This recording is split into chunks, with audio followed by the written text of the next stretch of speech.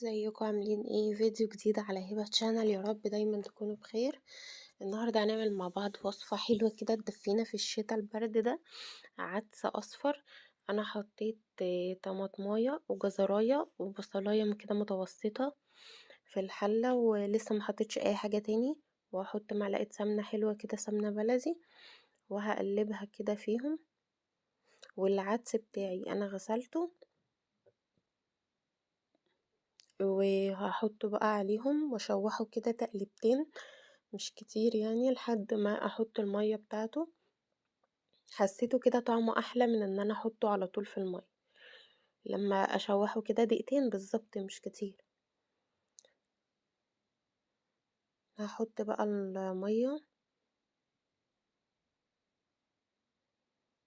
المية بقى على حسب الكمية اللي عندك يعني.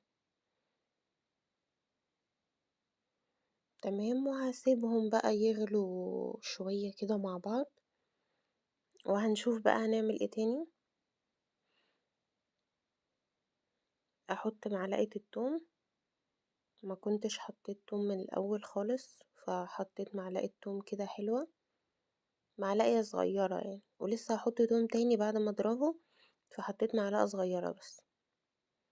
وهسيبهم بقى مع النار كده الحاجات تختلط ببعض كده وتغلي ويستوي معانا. بصوا بقى يغلي كده بالشكل ده. هغطيه بقى واسيبه مع نفسه كده شوية لحد ما يستوي. ده كده بصوا استوى وشرب المية. فاضل بس ان هو محتاج يتضرب بالهاند بلندر. لو حابة تضربيه في الخلاط استنيه بس يبرد شوية صغيرين عشان الشفشق بتاع الخلاط، وبعد كده حطيه في الخلاط. ولو عندك الهاند بلندر على طول في الحلة، النار شغالة اصلا، انا ما قفلتهاش. بس يكون الهاند بلندر بتاعك استانلس مش بلاستيك، يعني البلاستيك طبعا صعب تستعمليه في الحاجات السخنة قوي كده، هتضطري تستني انه يبرد شوية، او لو في الخلاط برضو استني يبرد شوية احسن. صوص جزر مع الطماطم بيديله اللون الجميل ده، ما بيبقاش لونه اصفر زي العدس اللي بنعمله عدس كده من غير اي خضار تاني، وبرضو قيمة غذائية تانية، يعني لونه وطعمه وقيمة غذائية. هضربه كده كويس، بس هو كده خلاص اتضرب، بس يعني بأكد عليه كده، بضربه كله كويس مع بعضه عشان اتأكد انه مفهوش اي جزر ولا بصل ولا طماطم ولا اي حاجة.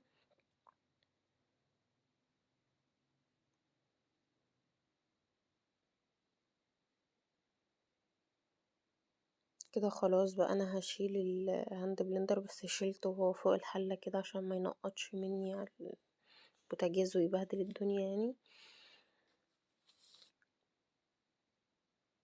هشيله بقى خلاص، وهسيب بقى العدس مع نفسه كده ياخد له غلوتين.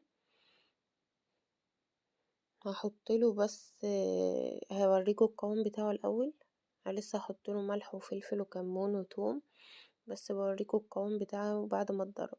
قوامه حلو، مش محتاج مية او اي حاجة. وحطيت معلقة توم صغيرة،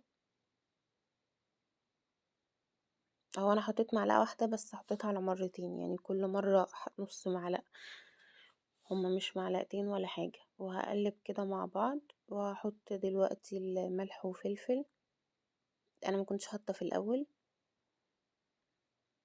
وكمون.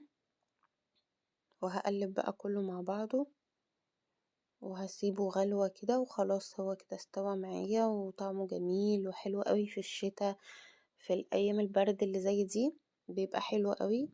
تاكليه بقى مع عيش محمص مع بصل اخضر. انا عملت جنبه بصل اخضر كده وطماطم وفلفل احمر وفلفل اصفر، وحطيت له معلقه سمنه كده على الوش. حابه تحطي السمنه اللي على الوش دي اوكي، مش حابه احنا كده كده حاطين في الحله اصلا. وبألف هنا